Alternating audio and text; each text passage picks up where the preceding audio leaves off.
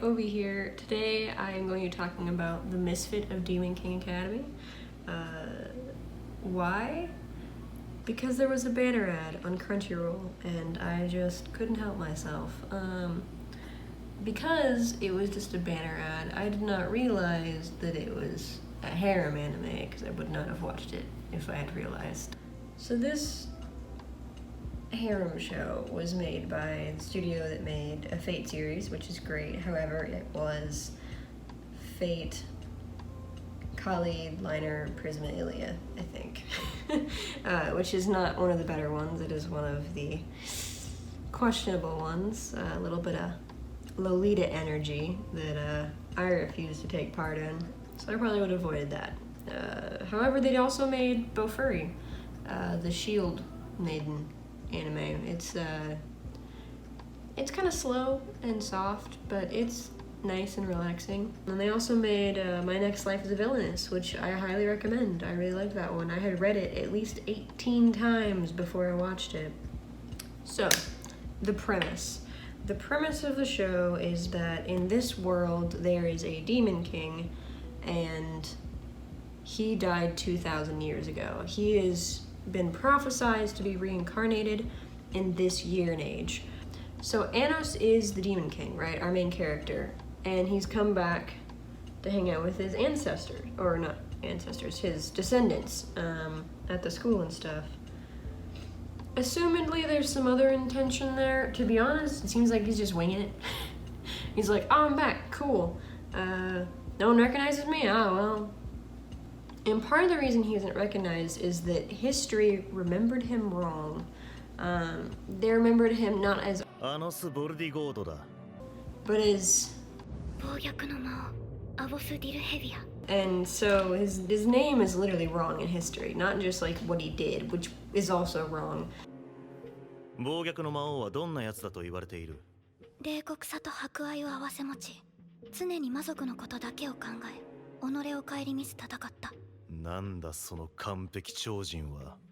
So he's basically attending this school to prove that he's the Demon King and to figure out why nobody remembers him as he is. And that's our setup for the opening.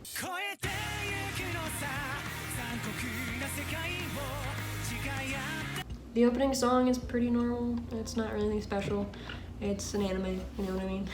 There is a really cool set of frames.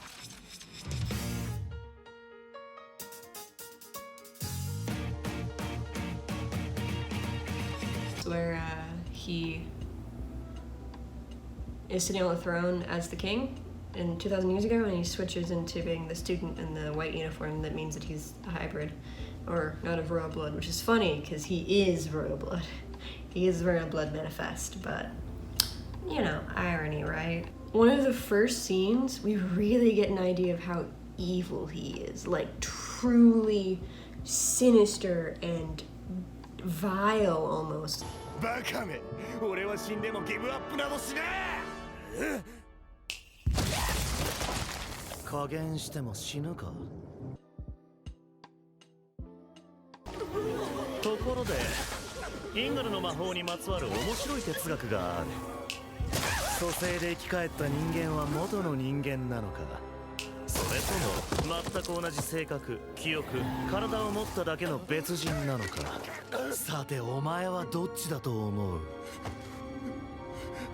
Straight up brutal to, like, not just a kid, not just a fellow student, but like one of his descendants. Like, the kid has royal blood, so it's literally one of his like great grandkids,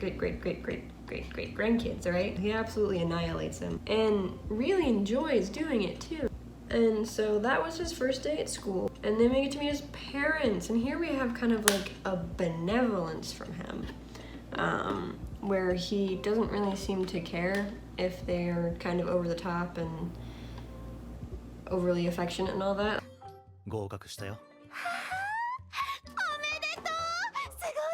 Like, he just kind of puts up with it, even though he's, you know, the Demon King. And this benevolence is not missed by other characters.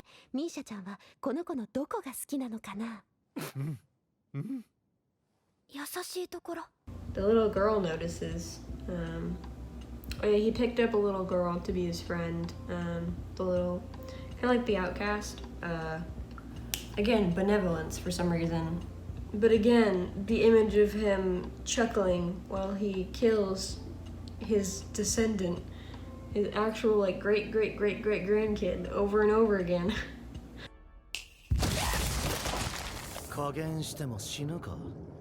Will haunt you while he's sitting there smiling at his special food that his mommy made him. And the reason that they keep going back and forth with benevolence and malevolence is that they want him to be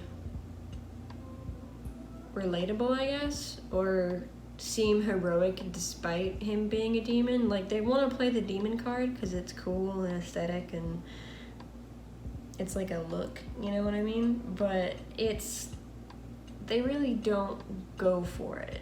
Like, he's not a demon. Like, if you've seen Ridge of Baphomet, Azazel, he's a demon. Azazel's a real demon.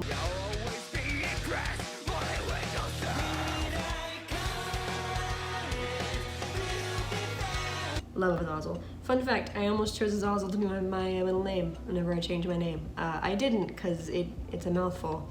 It doesn't really go with anything, but I still have it in my heart as my secondary middle name. Cause that's my boy. That's my boy. Love him. Is that a good reason to pick a name? No. Did I almost do it? Yes. After the scene with the mother and the kid and they're all having fun and stuff, there's another scene with the same guy that he killed multiple times, the same kid, child, infant in his eyes, and his brother. So there's a sibling situation going on where they're fighting him together and it goes wrong. And so he turns into a test and they fail easily. Like, they just totally bomb it. And he restores them back to being people and is like, yeah, y'all need to be better to each other as siblings. Like, y'all's bond is not strong enough. It's like, didn't you just kill them? Didn't you just make them fight? What are you trying to make them be friends for? What are you trying to be benevolent for? Whatever. What you did was just evil as hell. Like, and there's a lot of sibling themes now that I think about it. Why all the siblings? Maybe the writer just has a thing for siblings, or that theme. But the Demon King doesn't have any siblings. Oh, but the two girls that he hangs out with, those are siblings. And they don't get along either. Something to do with... It's not that deep, it's fine. That was all the first episode. In the beginning of the next episode, we get some more backstory.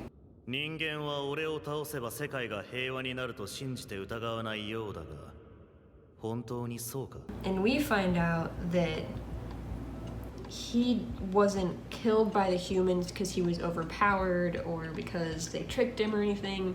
He sacrificed himself to separate the kingdoms so that there could be peace because they were at war. We get the feeling that while the other demons might not have been friendly with the humans, like, he actually was. And we don't really know why. Like, in Inuyasha, we know that Inuyasha is friendly with the humans because his mom was a human. He also kind of resents them because his mom is a human, but there's conflicted feelings, so he's more decent to them than Shishomaru ever was. So there could be something to do with, like, the Demon King's actually only half demon, which would be weird because that means that the royal blood is mixed blood and everything is a lie. Which it already is, now that I think about it. They all kind of don't have an idea of what's happening, so it wouldn't really make a difference. But maybe he loved a human. Maybe it was the hero.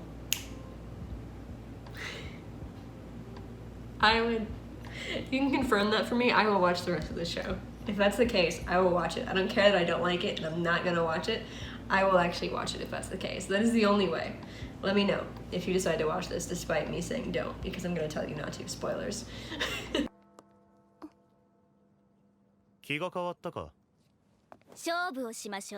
What's fun about the siblings coming together is it happens through a duel. Sasha decides that she's going to duel Arnos. because she did not catch on to the fact that he was hella stronger than her at any point.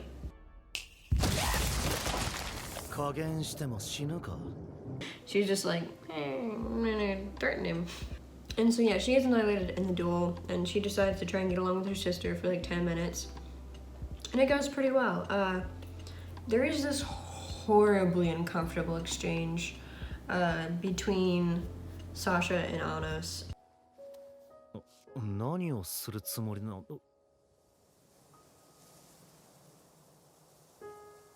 Which is uncomfortable because he's her ancestor, like her great-great-granddad. It's not like he's like the founding father or whatever. Like if Thomas Jefferson came back and flirted people, it'd be weird, but not that weird.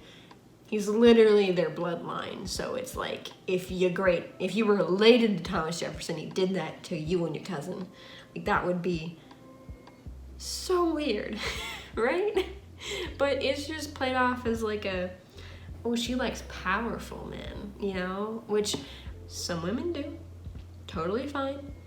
It just shouldn't be your grandfather who you pick to flirt with and betray your sister by flirting with and kissing them. That is strange and uncomfortable and creepy that Anna seems to be fine with that. And so episode 3 starts, and we get to meet the head of Necron, who I only mention because he looks like King Hassan. 海峡を望んだその慈愛こそ南條は排斥した根底なり獣に落ちた神といえど原初の母であれば名乗らねばなるまい幽谷の淵より暗き死を地層しに参った山の大きなハサンサッバー派である I absolutely love King Hassan. I don't know what it is. He's just got good energy. And this guy definitely looks like King Hassan. He don't got the same energy, not even a little bit. No King Hassan energy, just the look, which is a shame. So the next test after the King Hassan guy visits is a dungeon crawl. Very D&D. However, guess whose dungeon it is? The castle that the dungeon crawl is in was originally the Demon King's castle. And guess who is currently there? The actual Demon King. And so Arnos just like walks right in. He's like, yeah, this is my house. And he busts through a wall. 何よ、ここ行き止まりじゃない。ああ、隠し通路だ。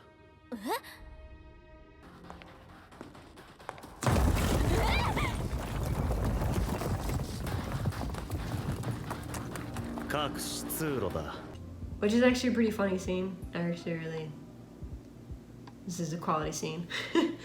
And he takes these 2 little girls, the 2 Necron girls, his team essentially, to the treasure trove to pick out whatever they want. Well, Misha specifically. He gives Sasha the goal of the game, and then gives Misha whatever she wants, basically, to then give to Sasha for her birthday. It then occurs to him that they were born on the same day, and Misha just didn't say anything because he would have given her something too, and he's like, bro, what? And she's like, I don't even matter, it's fine, as long as I can give something to her, whatever. And he's like, that's not self-love, hun. But you know what? He's right. He's not often right, and I don't like his ass, but he's right about that. And so they're standing there, and she gives her sister the gift from the treasure trove, and he turns around to do something and walks back into the room. Whenever he comes out, あら、もう出てきちゃったの？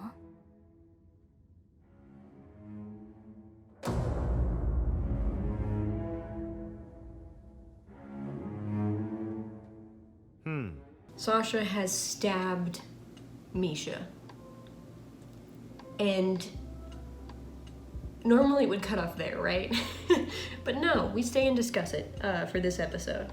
And so the rest of this episode is basically Arnos trying to justify her actions for her. Essentially, in a way, using like He's trying to use, like, justice lawyering or whatever. Like, he's trying to, like, treat it like it's a court trial or something. Like, he's, like, reasoning his way through it. But the reality is there is no reasoning, because she just tried to kill her sister. There's a word for that. There's matricide and patricide. I don't know what sibling murder is. It's fratricide. Now you know. But this scene really had me wondering if he was a good king or not. Like, Misha is his friend, and right now his only friend. And she's been stabbed. I mean, he saved her. Like, she's fine. He's omnipotent and a god, basically, at this point. So she's fine. But the intention that Sasha had was to kill her. And he's just reasoning through it like, oh, well, if you were intending it really, your eyes would have flickered. And it's like, well, maybe she has more control over it than you think. It's not like Misha knows. They haven't been talking for years and years. Like, would he have just let murderers go on a whim? What kind of dude is this? So I'm starting to think that one of the things that they didn't remember right is how good of a king he was. Because I'm guessing he ain't a good king. Just a thought. Just a thought. And that's the end of the episode, I think. Yeah, I think it just kind of leaves off on them discussing how guilty she is about the murder she tried to commit right there. Like, of course she's freaking guilty. Basically, I can't recommend this show at all in the slightest. It's not good. Like, there's no intrigue, there hasn't been a single major plot point yet. I mean, we have, like, the sibling strife, like, you know, stabbing a sibling, and we have that stuff going on, but we don't have much else happening. It's just kind of there, and it's not really enough to be intriguing, and honestly, it's not even a cliffhanger in the third episode. Like, so in anime, you give a show 3 episodes for a contained series and 5 episodes for a super series. That's kind of like the general rule if you want to try something out, which is why I've been doing it in 3s. And soon I'll do a 5 or 2. Soon. But if it doesn't kick off by the 3rd episode or the 5th episode for the proper length show, you shouldn't commit to it. You know what I mean? Like, unless there's a specific reason. For instance, Vinland Saga, which I'm going to be talking about, is a contained series, but you need to get to the 5th episode. But it is worth it. Is this show worth it? Probably not. Probably not. I wouldn't bother. And it really comes down to, like, worth. Like, what are you willing to do for a show that doesn't commit to you? Kind of disappointed in Crunchyroll right now, actually. I'll get into it. I didn't like God of High School either. I didn't like half their lineup for this season. I did like Tower of God. I have a lot to say about Tower of God still. But I just wasn't impressed by that. There is some other stuff coming out soon that I think has a lot of potential. One of them is Burn the Witch. I'm pretty stoked about that. There's some more manhwa stories coming out, mostly on Crunchyroll. So I'm hoping they don't mess that up, because I still want to see Solo Leveling. I still want to see I'm Destined for Greatness. And I still want to see like 18 others, alright? So don't mess this up, Crunchyroll. Don't do this kind of stuff again. We don't care about harems where great-great-grandpas are kissing the grandkids. That's weird. It's weird. I don't like it. That's it. I can't recommend this show. Have a nice day. Something starts with the D. What we see from his past is, oh, that's something. That's not a foundation. That's a highlighter. Oh, highlight my soul. Do I know what I'm doing? No. Am I gonna do it anyways?